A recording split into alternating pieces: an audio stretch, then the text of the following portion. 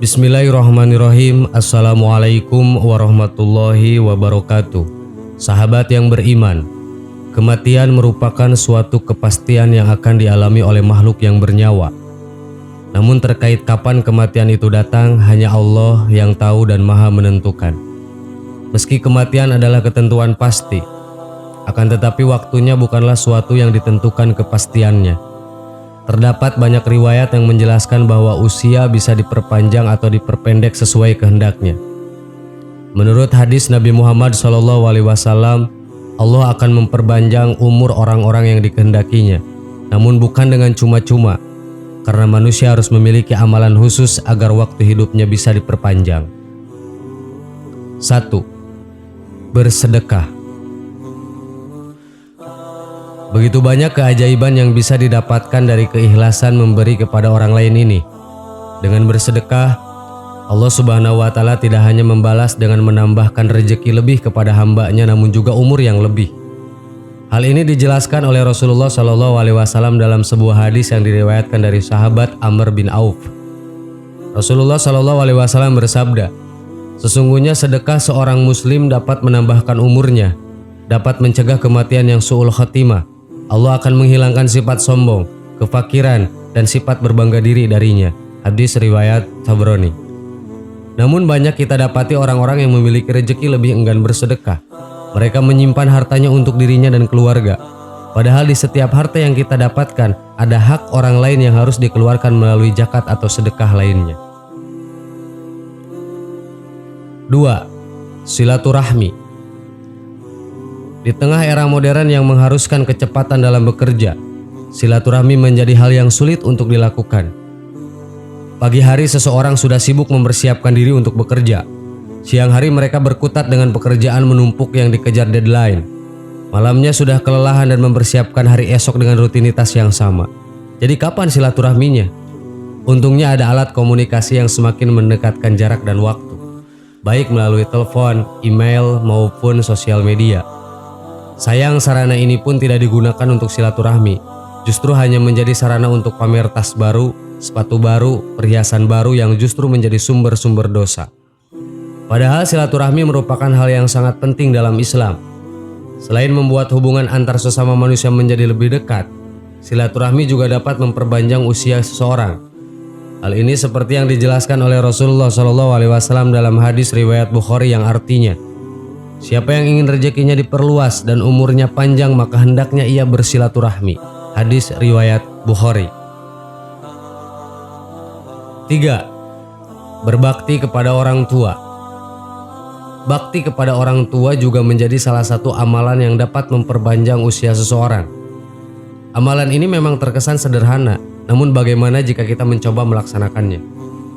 Meski di dalam hatinya seorang anak begitu menyayangi orang tua, namun tidak dipungkiri bahwa kita sering menyakiti perasaan mereka.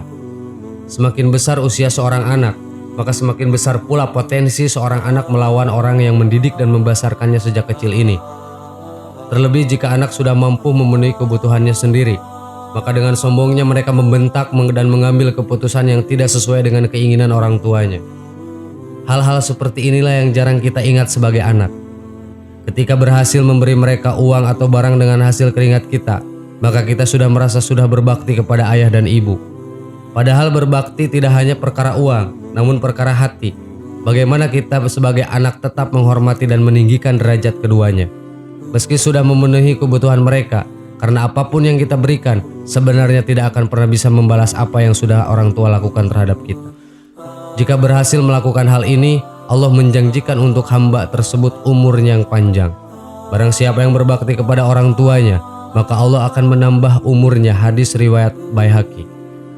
Dan barang siapa senang atau berharap Allah memperpanjang umurnya dan menambah rezekinya, maka hendaklah berbakti kepada orang tuanya dan menyambung hubungan sanak famili.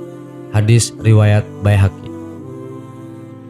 Sahabat yang beriman, informasi dari channel Belajar Islam ini tidak bermaksud menggurui, namun bertujuan untuk mengingatkan kepada sesama muslim yang diambil dari hadis Nabi Muhammad SAW.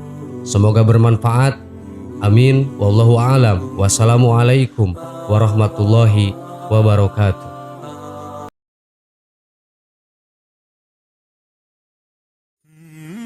Bismillahirrahmanirrahim. Assalamualaikum warahmatullahi wabarakatuh. Sahabat yang beriman, ingatkan kita bahwa sebenarnya kita pernah melakukan perjanjian dengan Allah Subhanahu wa Ta'ala sebelum lahir ke dunia. Ya, fitrah manusia memang pelupa, sehingga tidak ingat terhadap hal-hal yang sudah disepakati dengan Robnya sebelum terlahir ke dunia. Perjalanan hidup manusia sebenarnya sudah terperinci. Semua awal kehidupan dimulai dari alam ruh, kehidupan dunia, dan berakhir di surga atau neraka. Sebelum akhirnya dilahirkan ke dunia, manusia sebenarnya melakukan perjanjian dengan Allah Subhanahu wa Ta'ala. Jika manusia menyanggupi, maka ia akan lahir dan hidup di dunia. Namun jika tidak, Allah tidak akan menakdirkannya menjalani kehidupan di muka bumi. Hal ini dijelaskan dalam Al-Quran dan hadis-hadis yang diriwayatkan oleh Nabi Muhammad SAW.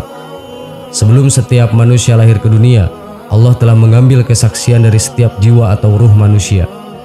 Dan dinyatakan juga dalam Al-Quran sebagaimana ayat Al-Hadid ayat 8. Dan mengapa kamu tidak beriman kepada Allah? Padahal Rasulullah menyeru kamu supaya kamu beriman kepada Tuhanmu.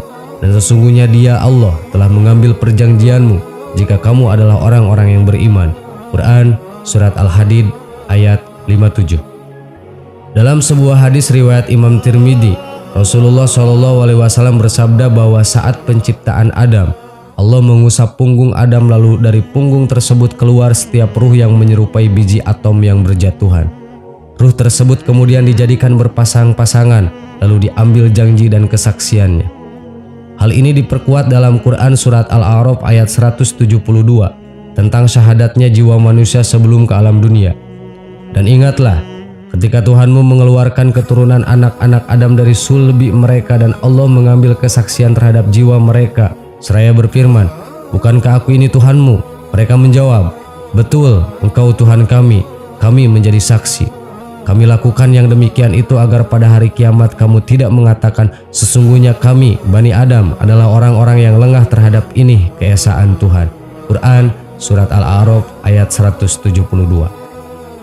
Dari ayat tersebut diketahui bahwa ruh manusia sudah mengakui keesaan Allah Subhanahu wa Ta'ala. Ini disaksikan oleh Nabi Adam dan penduduk langit sebagai saksi. Perjanjian ini tidak akan pernah diingat manusia karena fitrah manusia sebenarnya adalah pelupa. Manusia kemudian lahir dalam keadaan suci. Orang tuanya lah yang membuatnya beragama selain Islam. Namun ini bukan alasan manusia bisa mengelak atas janjinya kepada Allah Subhanahu wa Ta'ala di akhirat kelak. Karena manusia dibekali akal dan pikiran untuk menentukan jalan kebenaran. Allah Subhanahu wa Ta'ala juga mengutus Nabi dan Rasulnya untuk mengingatkan kembali tentang perjanjian tersebut. Namun manusia tetap saja ingkar. Manusia secara fitrah memang melupakan perjanjian tersebut. Karena itu kenyataan yang harus dihadapi oleh setiap manusia adalah sesungguhnya tidak ada satu jiwa pun yang lahir ke dunia ini kecuali Allah telah mengambil perjanjian dan kesaksian mereka ketika di alam ruh, bahwa Allah adalah Rabb mereka. Dan Allah melakukan hal ini agar mengujinya dalam kehidupan dunia, agar pada hari akhirat nanti tidak ada satupun manusia yang akan mengingkari tentang keesaan Allah. Sahabat yang beriman, kita hidup di dunia ini seperti ujian di sekolah. Manusia menjalani kehidupan setelah setuju dengan perjanjian yang dibuatnya dengan Allah Subhanahu wa Ta'ala. Saat menjalani kehidupan, manusia seperti sedang ujian. Guru tidak akan memberitahu jawaban meski sebelumnya apa yang diuji telah diajarkan. Jawabannya baru akan diberitahu saat ujian telah selesai. Setelah hari kiamat, Allah barulah akan memberikan jawaban atas apa perjanjian yang sudah kita buat dengannya sebelum lahir ke dunia ini. Allahu a'lam.